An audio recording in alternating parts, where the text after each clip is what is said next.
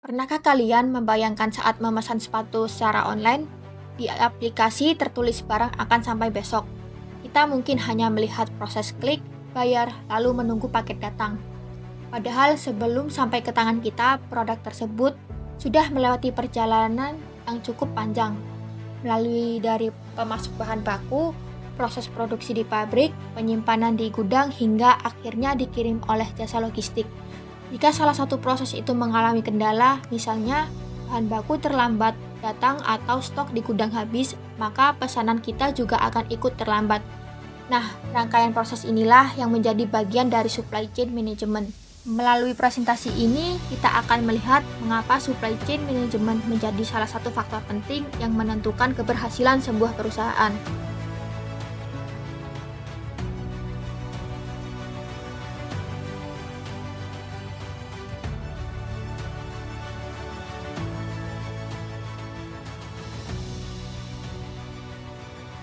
Hi everyone, my name is Sabrina Nadila Masya, student in the Business Management Online Learning Program at Binus University.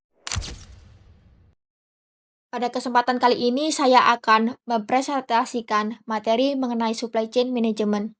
Pembahasan kali ini meliputi pengertian supply chain management, alur supply chain, prinsip-prinsip utama, inventory management, supplier relationship management, hingga contoh penerapannya melalui studi kasus Apple. Mulai dari pengertiannya terlebih dahulu, menurut Chopra dan Mendel tahun 2022, supply chain management merupakan proses mengkoordinasi seluruh aktivitas yang dimulai dari pengadaan bahan baku, proses produksi, penyimpanan, distribusi, hingga produk diterima oleh pelanggan. Jadi, sebenarnya supply chain management bukan hanya membahas proses pengiriman barang saja, namun juga terdapat pengelolaan informasi, koordinasi antar bagian perusahaan, hingga mengelola arus keuangan. Mengapa hal ini sangat penting? Karena kualitas produk yang baik saja belum tentu cukup untuk membuat pelanggan puas. Apabila pengiriman terlambat, stok sering kosong, atau proses distribusi tidak berjalan dengan baik, pelanggan tetap akan merasa kecewa. Oleh sebab itu, perusahaan menerapkan supply chain management dengan tujuan menekan biaya operasional, meningkatkan kepuasan pelanggan, mempercepat respon terhadap permintaan pasar, dan menciptakan keunggulan kompetitif.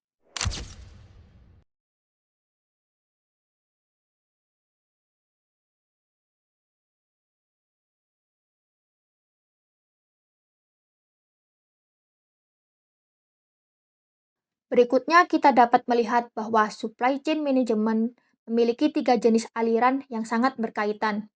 Yang pertama yaitu flow of goods, yaitu perpindahan barang dari supplier menuju manufaktur, kemudian ke warehouse, distributor, hingga akhirnya diterima pelanggan.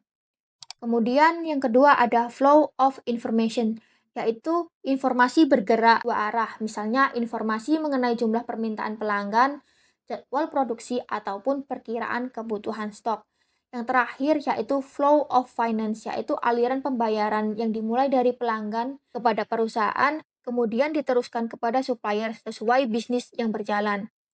Ketika aliran tersebut tidak dapat dipisahkan. Ketika salah satunya terganggu, misalnya informasi permintaan tidak akurat, maka proses produksi dan distribusi juga akan ikut terdampak.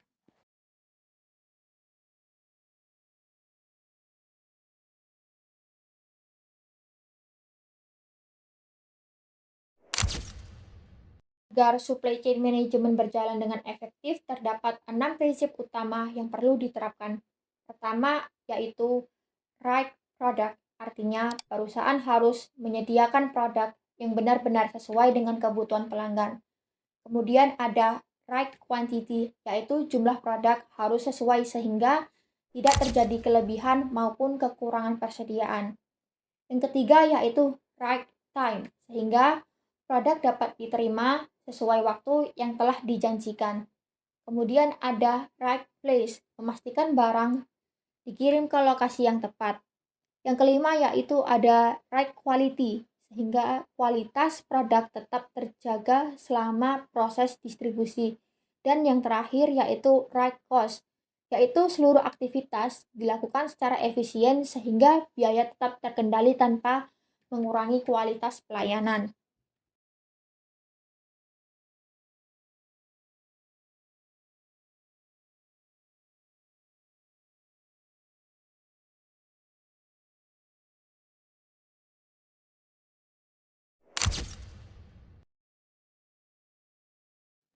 Mengapa supply chain management menjadi sangat penting bagi perusahaan?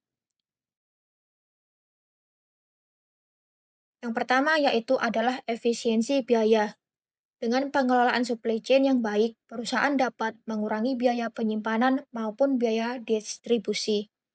Kedua, yaitu meningkatkan kepuasan pelanggan, karena produk dapat diterima tepat waktu.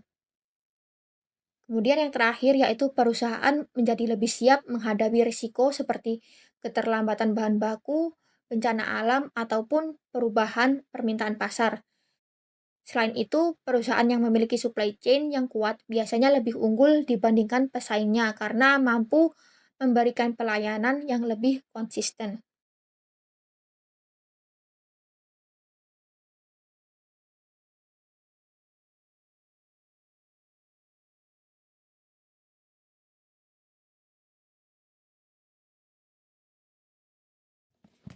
Selanjutnya kita masuk ke inventory management. Inventory management merupakan proses mengelola persediaan agar perusahaan selalu memiliki stok dalam jumlah yang optimal.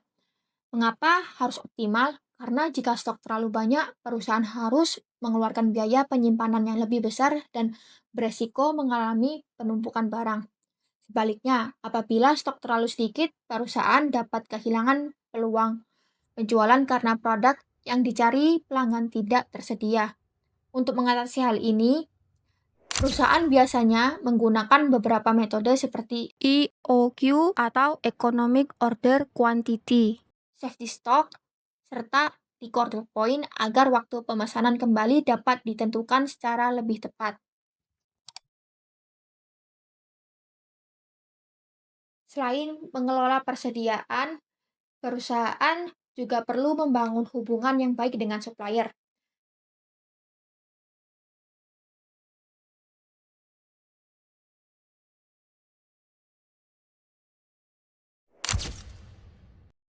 Saat ini supplier tidak lagi dipandang hanya sebagai pihak yang menjual bahan baku, melainkan sebagai mitra strategis yang berperan penting dalam menjaga kelancaran operasional perusahaan. Hubungan yang baik akan menghasilkan komunikasi yang lebih terbuka, penyelesaian masalah yang lebih cepat, serta kualitas pasokan yang lebih konsisten. Dalam supplier relationship management terdapat 4 elemen utama, yaitu kepercayaan dan transparansi, komunikasi yang efektif, evaluasi kinerja supplier, serta kolaborasi dalam menciptakan inovasi. Sebaliknya, apabila hubungan dengan supplier kurang baik, perusahaan dapat menghadapi berbagai risiko seperti keterlambatan pengiriman, kenaikan biaya operasional, bahkan terhentinya proses produksi.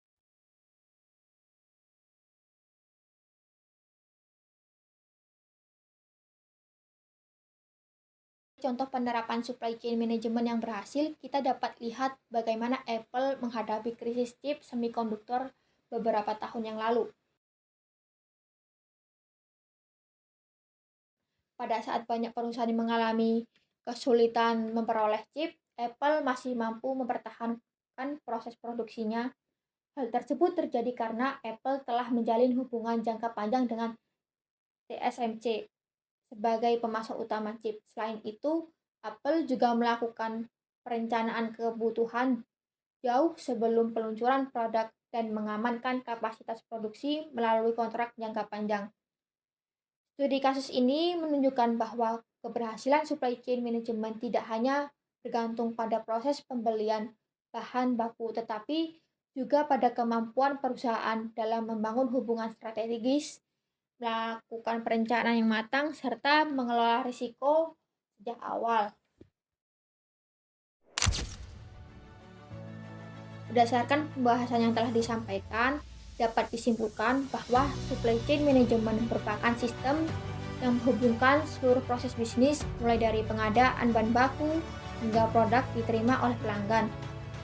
Pengelolaan supply chain yang baik akan membantu perusahaan meningkatkan efisiensi biaya, menjaga ketersediaan produk, meningkatkan kepuasan pelanggan, serta menciptakan keunggulan kompetitif dalam menghadapi persaingan bisnis. Demikian presentasi saya. Terima kasih.